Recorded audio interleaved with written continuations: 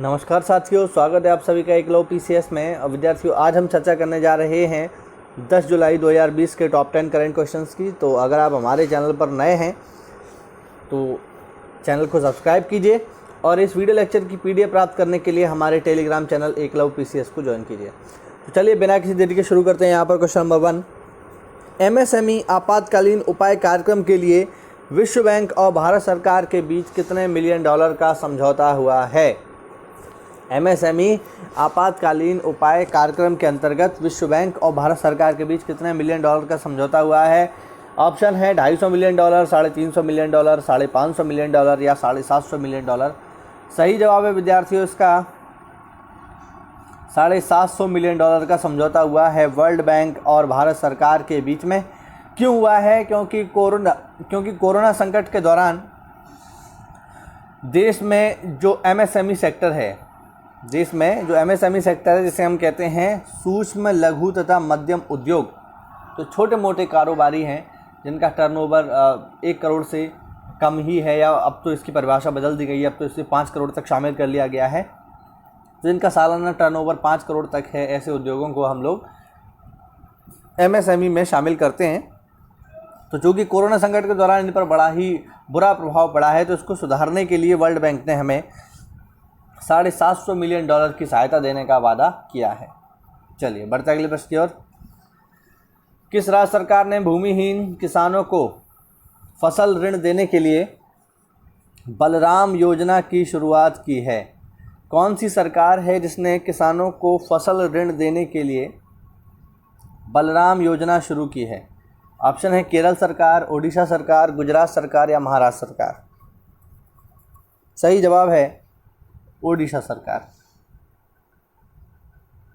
ओडिशा सरकार ने हाल ही में बलराम योजना शुरू की, जिसके तहत भूमिहीन किसानों को संयुक्त देयता समूहों के माध्यम से ऋण उपलब्ध करवाया जाएगा। तो ऐसे किसान जो भूमिहीन हैं उनको सरकार अब लोन देने का कार्य करेगी। चलिए बढ़ते अगले सवाल की ओर। निम्न में से किस देश ने खुद को औपचारिक रूप से WHO से अलग कर लिया है, यानी विश्व स्वास्थ्य संगठन से अलग कर लिया है? इस पूरे टॉपिक को हमने बाकायदा कवर किया था जब ये घटना शुरू हुई थी, तभी हमने इसके बारे में बात की थी। और मैंने आपको बताया था कि अमेरिका ने ये आरोप लगाया है WHO पर कि उन्होंने कोरोना संकट को ढंग से मैनेज नहीं किया, उसको मिसमैनेज किया, जिसकी वजह से कोरोना इतना बढ़ गया। दूसरा, चीन की जहाँ तक जिम्मेदारी की बात है तो उसको भी WHO ने सही से डिफ़ाइन नहीं किया। तो इसको देखते हुए अमेरिका ने WHO से अलग होने की घोषणा की, तो औपचारिक रूप से ये अलग हो गया है विश्व स्वास्थ्य संगठन से। ध्यान रखना, बहुत ही इम्पोर्टेंट सवाल है। अब आने वाले टाइम में जितने भी एग्ज़ाम हैं, चाहे वो PCS हो, चाहे BEO हो, चाहे RO 2016 वाला पेपर हो, इन सभी में सवाल के आने की प्रबल संभावना है। इसको ढंग से देख लीजिए, याद कर लीजिए, क्योंकि एग्ज़ाम में आपको मिलने वाला है। चलिए आप देख सकते हैं यहाँ पर कि अमेरिका 6 जुलाई 2021 के बाद WHO का सदस्य नहीं रहेगा, मतलब हट जाएगा, लेकिन औपचारिक रूप से तो अलग हो ही गया है। ठीक है, चलिए बढ़ते अगले प्रश्न की ओर। अमेरिका ने नोवावैक्स द्वारा निर्मित कोरोना वायरस की वैक्सीन के विकास और निर्माण के लिए कितने बिलियन डॉलर देने की घोषणा की है? अमेरिका ने नोवावैक्स द्वारा निर्मित कोरोना वायरस वैक्सीन के विकास और निर्माण के लिए कितने बिलियन डॉलर देने की घोषणा की है? ऑप्शन है 1.2 बिलियन डॉलर, 1.4 बिलियन डॉलर, 1.6 या 1.8 बिलियन डॉलर। सही जवाब है इसका 1.6 बिलियन डॉलर। अमेरिका ने हाल ही में बायोटेक फर्म नोवावैक्स के द्वारा निर्मित कोरोना वायरस की वैक्सीन के विकास और निर्माण के लिए ऑपरेशन वार्प स्पीड के तहत 1.6 बिलियन डॉलर देने की घोषणा की है। ध्यान रखिएगा, इसके ऑपरेशन का नाम भी ध्यान रखिएगा। अमेरिका में कौन सा ऑपरेशन चलाया जा रहा है कोरोना वायरस को लेकर? Operation warp speed. ठीक है, चलिए बढ़ते अगले प्रश्न की ओर। ICMR और भारत बायोटेक के द्वारा विकसित की गई भारत की कौन सी पहली कोविड-19 वैक्सीन का मानव परीक्षण जल्द ही करने की घोषणा की गई है? उसका नाम आपसे पूछना चाहता है ये, और काफ़ी चर्चा में रहा, हमने इसको एक बार पहले भी कवर किया है। चलिए देखते हैं इसका सही जवाब क्या है। ऑप्शन है कोवैक्सीन, सोवैक्सीन, जो वैक्सीन या कोवैक्सीन। तो इसका सही जवाब है विद्यार्थियों कोवैक्सीन। ये दोनों ऑप्शन एक सही है, ठीक है, दोनों ही सही हैं। तो कोवैक्सीन करके एक नई वैक्सीन भारत बायोटेक फर्म के द्वारा लॉन्च की गई है और जिसका ट्रायल अभी चल रहा है। कोवैक्सीन करके ध्यान रखिएगा।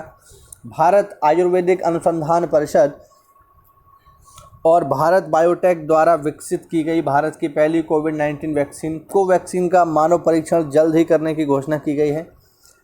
भारत बायोटेक पहली कंपनी है जिसे सरकार की ओर से वैक्सीन के फेज 2 को रेगुलेट करने की मंजूरी मिली। चलिए बढ़ते अगले प्रश्न की ओर।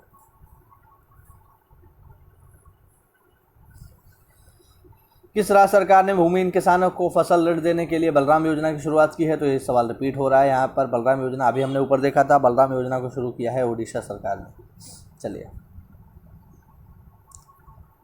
भारतीय सेना ने हाल ही में जवानों को फेसबुक, टिकटॉक समेत कितने ऐप्स डिलीट करने का निर्देश दिया है?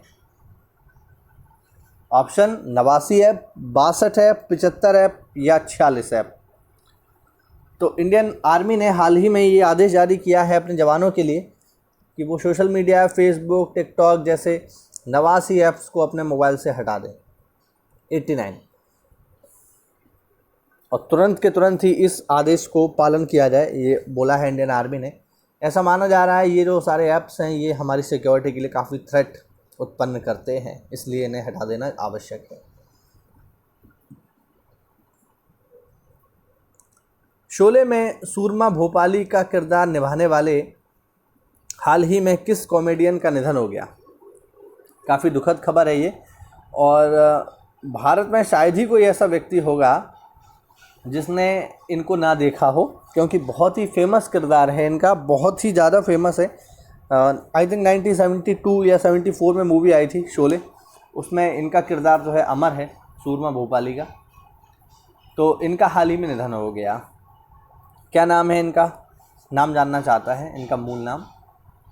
इनका मूल नाम है विद्यार्थियों जगदीप। ध्यान रखना, वह व्यक्ति जिन्होंने शोले में सूरमा भोपाली का किरदार निभाया है उनका नाम है जगदीप, और इनके बेटे भी हैं जावेद जाफरी, आपने नाम सुना होगा। जावेद जाफरी इनके बेटे ही हैं जगदीप के। तो आप देख सकते हो जगदीप ने साल 1951 में फिल्म अफसाना से अपनी सिनेमा यात्रा की शुरुआत की। इसी फिल्म के जरिए फिल्म निर्माता BR चोपड़ा ने निर्देशन में कदम रखा था, और ये देखिए लिखा हुआ है 75 है। और 1975 में आई शोले फिल्म में सूरमा भोपाली का किरदार भी इन्होंने निभाया था। तो काफ़ी फेमस है और हाल ही में इनका निधन हो गया। चलिए देखते हैं, हाल ही में किस राज्य सरकार ने नेकर सम्मान योजना की शुरुआत की है? वह कौन सी राज्य सरकार है जिसने नेकर सम्मान की शुरुआत की है? ऑप्शन है आपके पास बिहार, झारखंड, पंजाब या कर्नाटका। सही जवाब है इसका विद्यार्थियों कर्नाटक। कर्नाटक के मुख्यमंत्री BS येदियुरप्पा ने राज्य में बुनकर समाज के लिए नेकर योजना की शुरुआत की है। राज्य सरकार ने इस कार्यक्रम के लिए 10.96 करोड़ रुपए की राशि आवंटित की है।